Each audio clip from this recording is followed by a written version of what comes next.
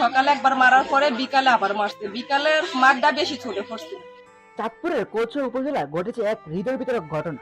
স্বামীর পরকীয়া সম্পর্কের বিষয়টি জানতে পারার পর এক গৃহবধূকে নির্মমভাবে নির্যাতন করে হত্যার অভিযোগ উঠেছে। এই ঘটনা এলাকা জুড়ে নেমে এসেছে শোকের ছায়া এবং সৃষ্টি হয়েছে তীব্র ক্ষোভ। স্থানীয় সূত্র ও পুলিশের প্রাথমিক তথ্য অনুযায়ী দীর্ঘদিন ধরে এই ব্যক্তি অন্য এক নারীর সঙ্গে পরকীয়া সম্পর্ক ছিল বলে অভিযোগ।